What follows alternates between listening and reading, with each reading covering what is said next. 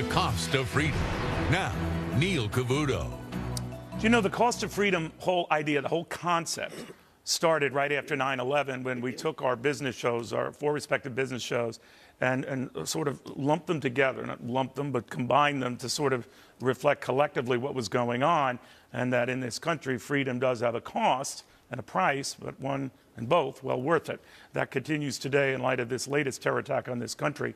Here now, the very, very latest for you. The mother-in-law of the dead Boston Marathon bombing suspect says she is, quote, sickened by the horror he inflicted. Judith Russell says her family realizes that they never really knew Tamerlan Tsarnaev at all and cannot begin to comprehend this tragedy. Tamerlan, of course, the older brother, the 26-year-old who was killed in that shootout with police 2 nights ago. We are also learning about the second suspect now under police guard in Boston.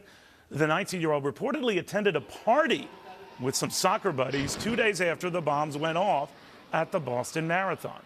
And after the lockdown, life in Boston is starting to get back today to some normalcy. Trains and schools, courts all shut down yesterday, bringing the billion-dollar-a-day economy there to a virtual standstill.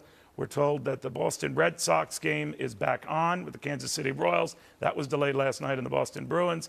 Their game that was canceled last night, back on today. So life goes on, sports goes on, and that's a sports town. They love sports. They just root for the wrong team, but they do like sports. To Rudy Giuliani, a big Yankee fan, but knows a thing or two about how you deal post-crisis. I remember, Mayor, we were talking about the cost of freedom and all of this, how you had a lot longer lag here to deal with, the search for victims, the search for answers, and it went on and on. And I don't want to be a doomsayer on this, Mayor, but it seems like we're sort of jumping to conclusions that problem solved, these guys done. You know what I mean? I don't want to besmirch that. I have to remind people that September 11, lasted for about 5-6 months. Now, what happened? A month after, we got hit with anthrax. All of a sudden, anthrax was discovered at NBC, CBS, ABC, Fox, governor's office, mayor's office. And it was a massive catastrophe because the country wasn't ready for that kind of analysis of anthrax and anthrax testing. So we would have hundreds of complaints of anthrax, and we'd have to wait 3 weeks to get it cleared. So that business was in jeopardy for 3 weeks. Do other people have anthrax? Don't they have anthrax? To say nothing of Lower Manhattan being a crime scene, huge the crime FBI scene. never really found the people who did it. There was never a conclusion of that investigation. So it fits into this category of, I don't believe it was connected to September 11, but many people believe it was. Then, a month after that, an airplane went down in Rockaway. Right. President Bush called me immediately. I rushed out to the airport with the police commissioner, the fire commissioner. They closed down all airports in the Northeast for 3 hours, 4 hours. If you had asked us then, President, me, anyone else, was this part of a terrorist attack? Answer would have been absolutely yes. It was determined it wasn't. But we had to close down New York City once because there were 4 planes headed for New York. I was called off a helicopter headed to a funeral. And 4 planes headed to New York, we can get attacked again. I could give you story after story like that. So this went on for quite some time. There were false incidents, possibly real incidents, ones where the FBI and the police headed off possible attacks that are confidential. So I don't know. You can't just rest right now. Maybe this is a one-off. Maybe it isn't, and you better assume it isn't, because if it isn't, then you better be ready for it. You know, I know when I was talking to you last night, as all this was going down on Fox Business Network, and you were very kind to be with us for probably longer than you wanted at the moment. You said it was very important to get this guy alive, if you could, because there's a lot he knows and a lot you have to get out of him. Obviously, that's the goal of authorities now, to get information out of him, whether he acted alone, whether he and his brother were so-called lone wolves. What does your gut tell you, Mayor? Well, my gut tells me this has to be a long and intensive investigation. This is the business I know the best, having been a U.S. attorney longer than anything else. But there are 2 ways to get to that goal. One is to do what John McCain and Lindsey Graham want to do, make him an enemy competent, no Miranda issues, question him forever. Actually, and I'd like to see that. I generally think that's the better way to go here. Although here, you could question him forever and just not use his statements. He's already made a confession. I mean, he already made a confession that is perfectly admissible to the guy they kidnapped.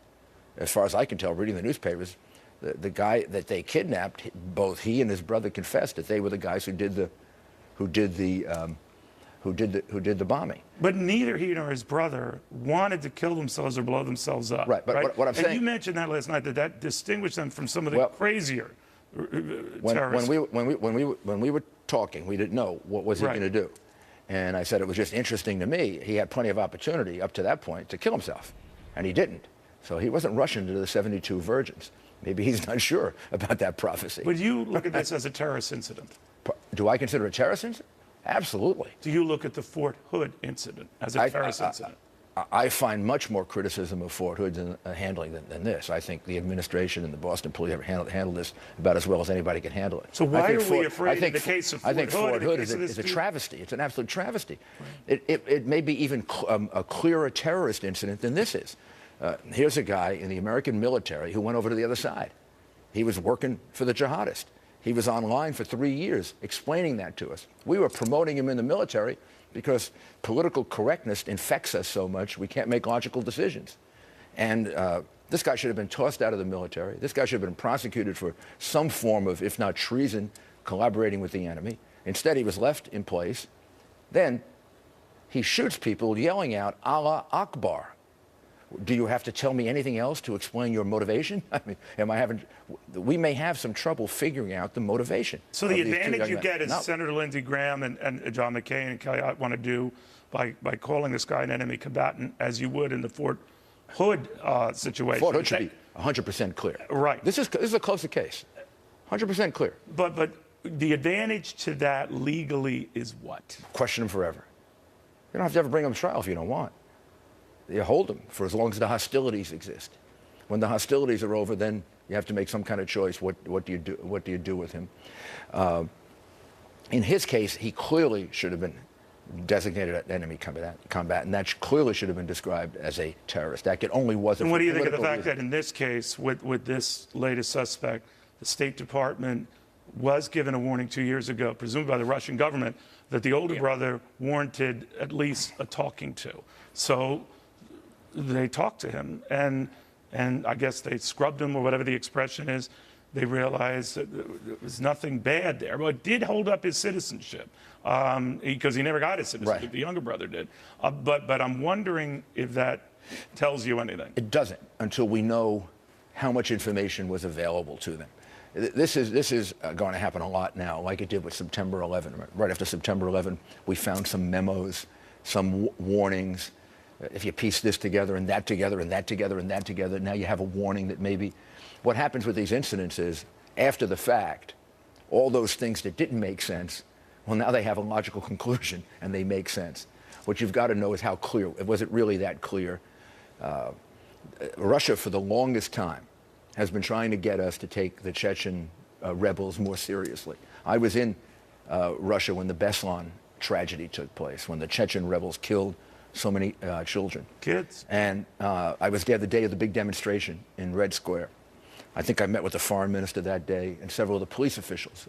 We were there discussing other security things. Every one of them told me, you go back and tell President Bush, take these people more seriously. They're very dangerous. We're tough with them, but they're animals. They, for years, have had this sense that we don't take them seriously enough. And for years, we've had a sense that the Russians are too cruel with them, that the Russians create some of their own problems. And the Russians come back to us and say, but that's what they say about you, too. Right. Well, we clearly now have infuriating some of these Chechen rebel website, blog, whatever you want to call them.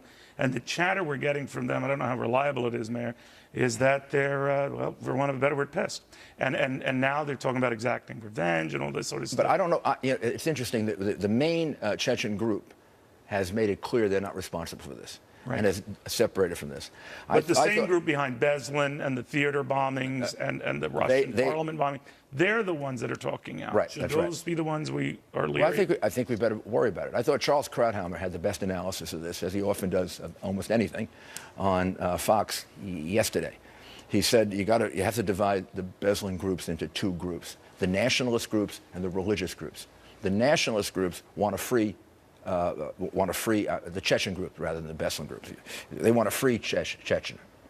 They've wanted that for years, going back to the Soviet days. They're not going to be behind this. This wasn't done to free Chechnya. If there was, it would have been accompanied with statements about freeing Chechnya and trying to make the point. Now, on the other hand, you have a whole group of people in Chechnya who are radicalized, who are jihadists. Let's call them generalized jihadists. Well, is that the dad who promised? Yeah, all but promised revenge if something happened to his son. Or the ones who go off to Afghanistan to fight in Afghanistan. And there were many that did, both against the Soviets and against us.